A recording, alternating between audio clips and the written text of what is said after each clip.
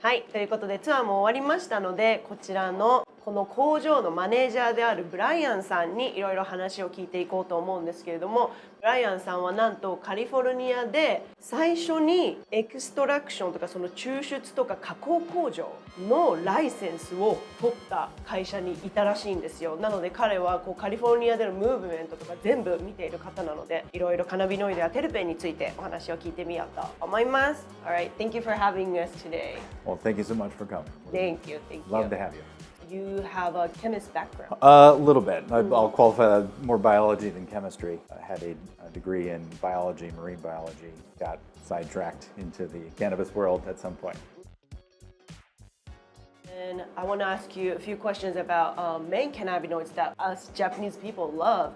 So first of all, I'm really into CBG lately. Do you guys produce CBG here? We do. And CBG from a production standpoint is quite similar to CBD. It behaves relatively similarly. There's a few fun aspects to it as far as the processing goes, make some challenges. CBG is the parent molecule for all the other cannabinoids, CBGA technically, so that's evolution into all the other cannabinoids within the plant. So there was genetics that were formed that essentially stopped that process. So instead of turning into something else, it just stays as CBG. And so you have CBG dominant biomass, and that's how it starts the production line.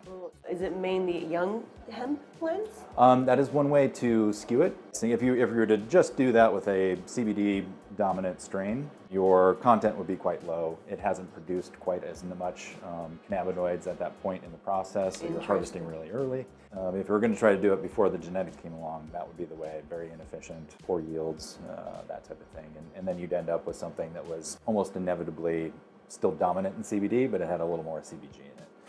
Let's see, it's probably about 2020, I think, was the first release of CBG dominant strains that were derived through natural selection from That's a great. geneticist So after standpoint. they matured, they still contain a lot of CBG. Exactly. Yep. So, and that's just a breeding program, and Oregon has been kind of the central place for a lot of that activity. And so obviously there's a couple different ways to get at these minor cannabinoids. One of them is from the natural genetic selection that you would do. Of course, there's genetic modification, that we have that technology now, which comes with its own complicated ethics and all of that. And then the final way is in a lab and trying to do something synthetically. So synthetic cannabinoids, we're actually really familiar with it. Since Delta-9 THC is very, very illegal in Japan, people tend to go for synthetic cannabinoids to get high. Sure. Then can I ask you your personal opinion about it? Well, it's probably a bit mixed. From a chemistry aspect, it is a natural progression for a chemist to take that precursor and see where you can go with it. It's an interesting dynamic overall in considering the prohibition of cannabis for so long, and the lingering effects of that, and this giant loophole that people are driving trucks through. What that really means for the industry, I think there is a degree of ethics within there. So Delta 8 is the closest to Delta 9. It's not too far different. The effects are pretty established. But once you go a little bit farther downstream, Delta 10, some of the other THCO, HHC, and you're getting into some areas where safety is a real concern. Just because only little research has been done. Very little research, very little on the effects in the body, on the receptors in the body of those other cannabinoids. Really the processing metrics are not quite there, or at least the rigor and the enforcement, the byproducts that are produced in that process. So that's a chemical synthesis process. You're using pretty harsh chemicals. You are manipulating the molecules in such a way where you're not entirely sure about all of the daughter products that are produced from that. And the analytics as to where they are not caught up to, in my opinion, to really consume that in a safe way at a mass level. I'll put a qualifier in there as the Delta 8 is pretty close to Delta 9. I don't see a huge risk in that. But once you go farther downstream in the different ways that the other ones are produced, it's a little too risky to play around. And to not have, especially as a consumer out there, to just not be able to really trust 100% what the other portion of byproducts that are in that. And what that effect might be. So, be cautious, be smart, try to do the knowledge and know what's inside of the product. True. Okay. So I want to ask you about CBN. My parents, they didn't fall in love with CBD, but CBN. So it's been helping a lot of people for sleeping. Yeah. And do you guys extract CBN at this facility? Yes, and it is something that, these areas of minor cannabinoids is active research and development for us. So CBN is something that we were working really hard on to increase our efficiency and increase our ability to separate out of different types of materials that come in. CBN is an interesting molecule. It Helps does so much for sleeping. Yeah, exactly, and that's one of the main drivers for that. And it'll be interesting to see what other aspects, as more people are consuming that, and what other potential therapeutics might be available from CBN. So that's an interesting area. There's also CBC, as well as CBDV. What is CBDV? So CBD is what is known as a varin. So it and has a slightly different molecular structure than CBD, different attributes to it as well. That one is less known, and but has a clear pathway from a genetic standpoint. So through our processing, we're able to separate that out and concentrate the CBDV to a level that is usable and consumable and available for study. So we're excited about that. We have some CBDV precursor products that. All right, so that's a a project coming up, and I also heard about CBC. So, I don't actually know much about CBC. CBC has some interesting aspects. So CBC comes off way on the end. The difference in the properties of those cannabinoids in a raw form, it becomes much more liquid, fairly liquid. Like really watery. Yeah. Nothing like other distillates. Yeah, and so it has some interesting aspects that I know Naturecan is looking into, and we're excited to be working on R&D for that as well. And there's some interesting attributes in both the physicality of it and then obviously the chemistry of it, how it's going to interact with the body, interact with other cannabinoids. We're excited for that. In the same kind of boat as CBC, there's another cannabinoid, CBT. And that is another very liquid cannabinoid. Psychoactive? It's not psychoactive. Its interesting attribute being the physicality of it, being able to mix it with other cannabinoids to put into a vape product. So that, in the vape cartridge, you are dealing with the physicality of the oil and the crystallization of CBD oil. Usually, put with some sort of other diluent. Makes it movable, so it'll work in the wick and that kind of thing. So your kind of e-juice for tobacco products, that's mostly filler, right? So if there's a way to substitute that with a cannabinoid, as opposed to having something that is maybe not the most flavorful or the most you're not getting too much out of it, replace it with something that's beneficial for you. Right. Clearly better than smoking PG. Yeah. Right. Then so CBT might even have health benefits to it. Yeah. So that's an area of interest, and I know that is something that's been deployed out there in the world.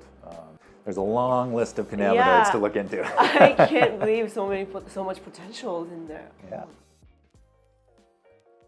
Now, can you explain to us how important it is to take broad spectrum instead of CBD isolate? Sure. So if thinking about that from a receptor standpoint in your body, there's a certain set of receptors that are going to respond to CBD. And they're going to respond in the same way every time if it's only CBD. You can think of all of the other molecules as helper molecules in a certain way. Some of them will help the receptor sites to recharge so they can take in more CBD. There are others that are inhibiting certain aspects of it. The feel is a more balanced experience. All of these other little bits that are in there, you can think of them as just little supporting cast in this story that you're consuming. It's like the extras around they're all the hero in the extremely movie. Necessary, and without them, you wouldn't be able to produce that movie. That's such a good way to say that actually. While CBD isolate has its purpose and it works for CBD, you're selling yourself a bit short in excluding some of those other compounds that you can think of it as, okay, so I've got 50 milligrams of the CBD. If I had those other molecules in there, it would be as if it was 100 milligrams. Take broad spectrum instead of isolate. Then as I was walking through the process, I noticed that you guys remove certain terpenes. So in my head, I thought all the terpenes are good for you and bring you different effects. So there's, terpenes are good, bad, and ugly. So you've got a pretty wide range of molecules that are there. Obviously, there are flavor-producing molecules, a wide range of flavors that come out of the different terpenes. And there are different molecular weights. So thinking about how heavy the molecule itself is, how many bits are in that molecule. The lightest weight terpenes are the most flavorful, the most aromatic. You know, when you scrape an orange, that's the that's why. Volatilized, yeah. So those are the best. Generally, those are the first ones to leave the oil. We try to, through the process, retain as much of the natural essence of that product and the constituents of the product that contribute to both the cannabinoid profile, the therapeutic potential of that product, but also the flavor. Once you get up into those high molecular weight terpenes, you get into some really foul stuff.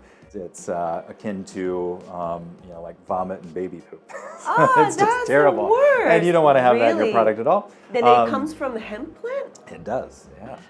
And the heavier they are, generally the less appetizing they are. And so those we want to remove out and make sure that they're not fouling that product. And that is part of the process that we spend a lot of time on and a lot of focus on, is to make sure that we are retaining all the good that we can and removing all the less desirable. You're striving for this perfect spot where you've got the purity is there up to a certain percentage, and you leave a window for as many other compounds that are beneficial as possible. And the interactive nature of even small amounts of those molecules have a big effect on the entourage effect and how it works in concert with CBD or CBG or any other dominant cannabinoid that is in there.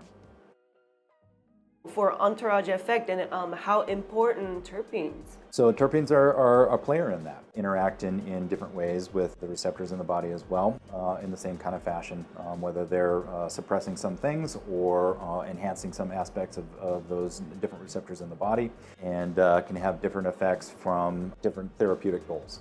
That's the exciting thing, and we're still at this point in the industry where all of that specific knowledge has really yet to be grasped. And to say that, okay, for this ratio of cannabinoids with this particular terpene molecule and this particular terpene molecule, that is going to influence your receptors in your body in this particular way. And the variability within each of our genetics as we consume these things, that's a big part of it too. Moving with this and the kind of idea of personalized medicine from that aspect, really getting down to the core of, okay, for my set of genetics in my body, this is the particular therapeutic blend that is going to work for this outcome. It's exciting from that aspect because we're just at the cusp of that, where we have the technology to be able to compute formulas that are going to take in all of that data across, it's a lot of data, to arrive at these things. And I think the next 5 to 10 years in this space, both in cannabis space and in the larger medical space, there's a bit of a revolution to be had there. And that's something that I'm really excited about. There are natural terpenes that exist in the plant itself, and I heard of synthetic terpenes. Do they have complete different effects? Or how safe is it, synthetic terpenes? Yeah, so there's, I'll even give you a third category in there. So when you're working with cannabis products with terpenes, there's cannabis-derived terpenes, which are the most natural and the most molecularly true to what's in the plant, in the ratios that they are in the plant and different constituencies that they are. And then there's other natural terpenes, obviously other orange peels, everything else that we taste has terpenes in it. And so there's a whole market for naturally derived terpenes, even organic naturally derived terpenes. But the way that those are collected, presented in use for an ingredient in a cannabinoid product, they bring with them all of the other components of that particular plant. So let's say you're deriving, terpenes from lavender or something like that. You will have the target terpenes that you're looking for in there, same as in cannabis, but you'll have a whole bunch of other ones that are in there too. Okay, so it's not as pure as you think? Right, and so you're introducing those back into the product, and it moves away from what the plant smells like, your interpretation of that plant from the beginning as far as a cannabis plant, and you're kind of muddying the waters as far as constituencies and what exists in that natural plant matrix to start with. And that does influence the effect of the entourage effect and things like that. Synthetic, on the other hand, you're building these things either through pure synthesis or semi-synthesis, where you're starting with a precursor molecule and then trying to add bits to it to make it into that other molecule.